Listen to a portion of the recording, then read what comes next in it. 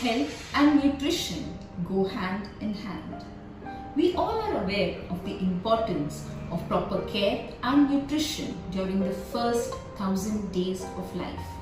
That is, proper nutrition during pregnancy, exclusive breastfeeding in the first 6 months of life, the introduction of complementary feeds at 6 months of age-appropriate feeding of the infant till 2 years, along with continued breastfeeding.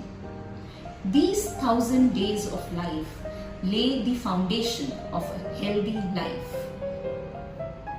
Hello friends, I am Dr. Mangai Sinha, consultant pediatrician practicing in Navi Mumbai and treasurer of Navi Mumbai Indian Academy of Pediatrics.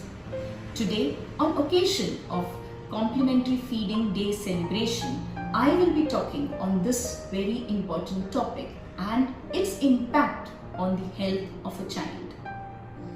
In the recent years, a lot of work and initiatives has been done both by the government and the medical fraternity to promote exclusive breastfeeding and also to improve maternal health. But we still lag behind in correct complementary feeding practices. These gaps or errors in this nutrition transition has huge long-standing impact on the health of a child. Let us first see what do we mean by complementary feeding.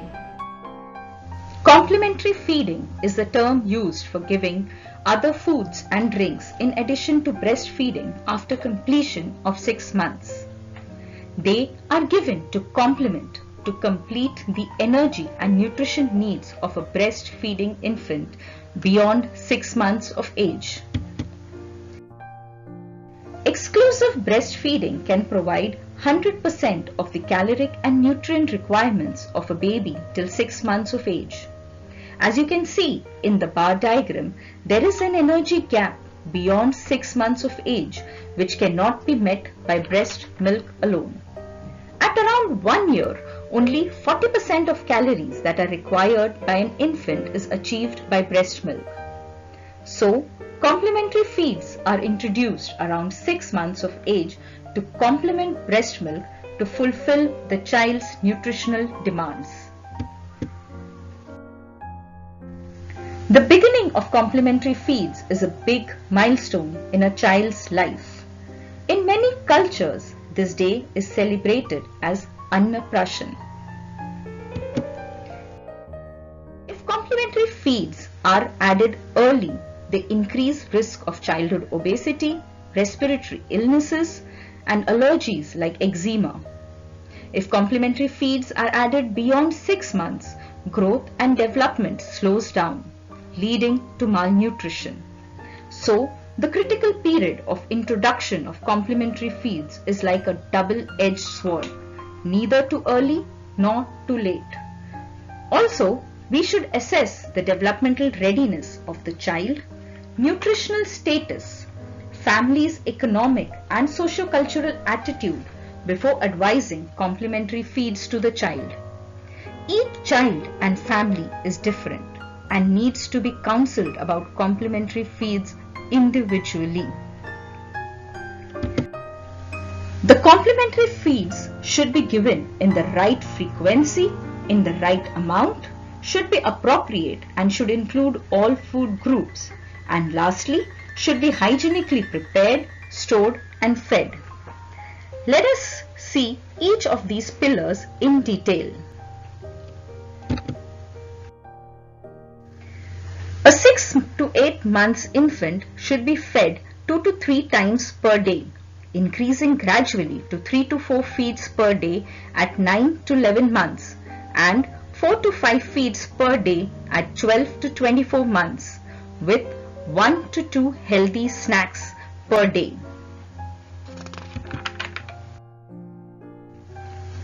A 6 months to 1 year infant can accept half to 1 katori feeds at a time.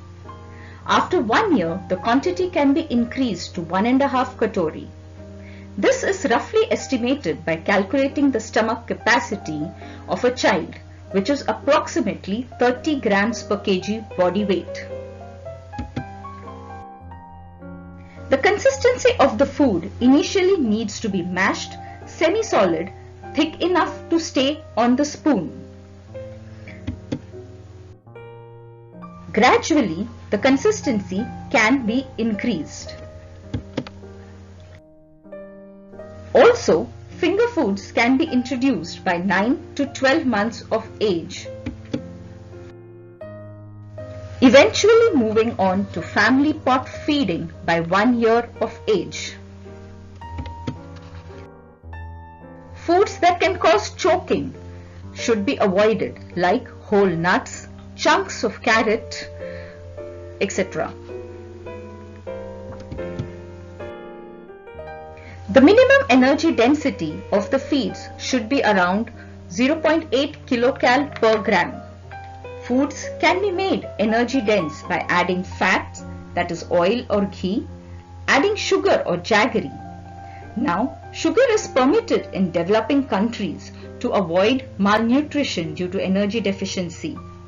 Or, food can be made energy dense by malting them, that is, germinating cereal or pulses, drying and grinding it. Adding this malted foods to the infant's food reduces viscosity and hence the child can eat more. Dal water, rice water, diluted soups have low energy density which will not be nutritionally adequate for the child.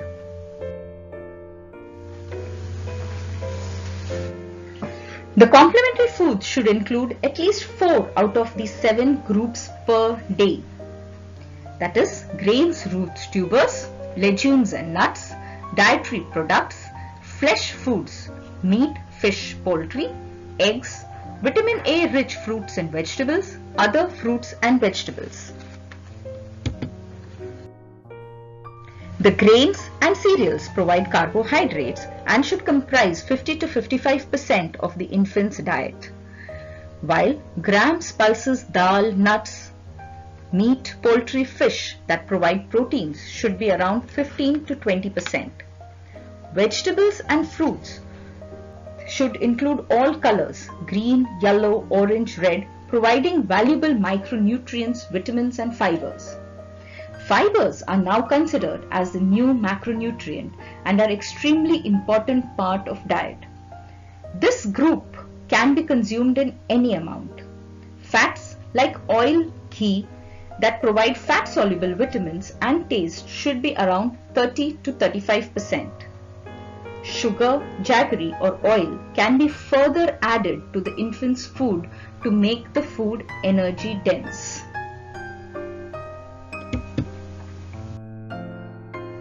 Let us now see what should be avoided. Junks, that is junk foods, foods that are high in fat, salt, sugar, ultra-processed foods, nutritionally inappropriate foods, caffeinated, colored, carbonated foods and beverages, sugar-sweetened beverages. All of this needs to be avoided.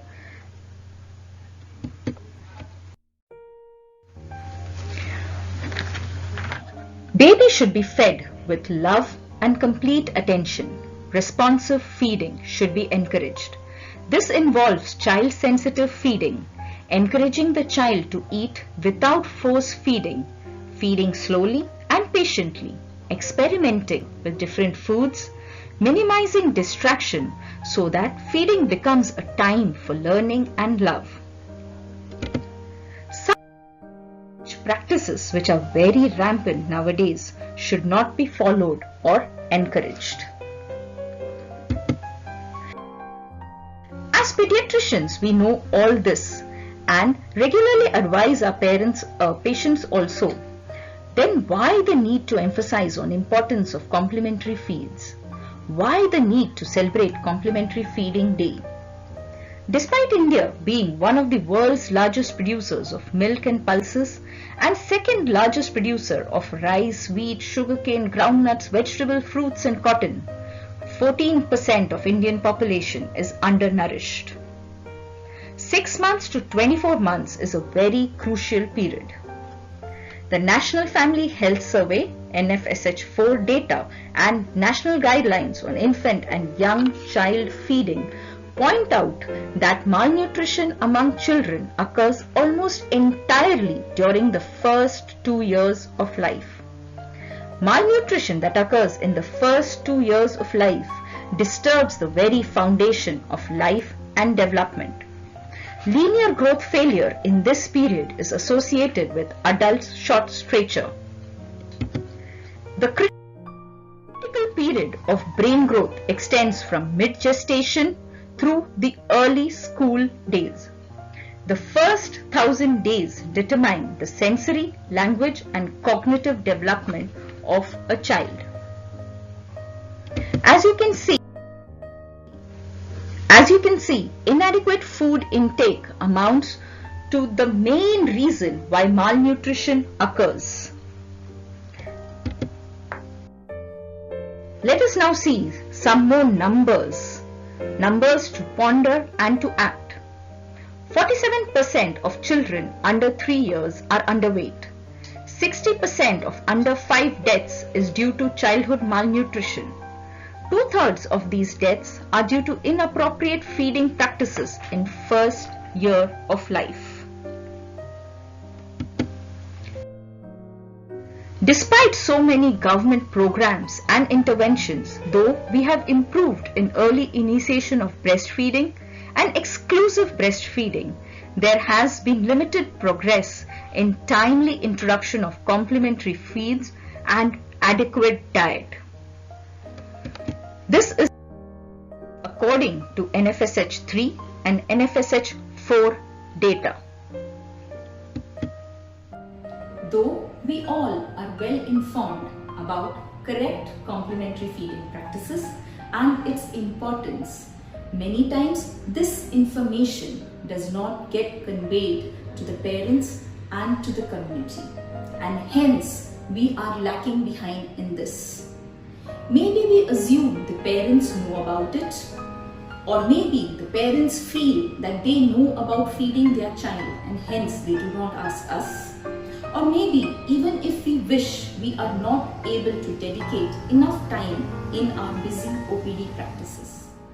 Let us as pediatricians pledge today that at 6 months of age, we will inquire and counsel about correct complementary feeding practices, insist and encourage the family to continue breastfeeding till 2 years of age, record and monitor the height, weight and head circumference of every child coming to our OPD. Let us contribute in building a healthy nation. Sahi Poshan, Desh Roshan, Purak Ahar Sarvopari. Thank you.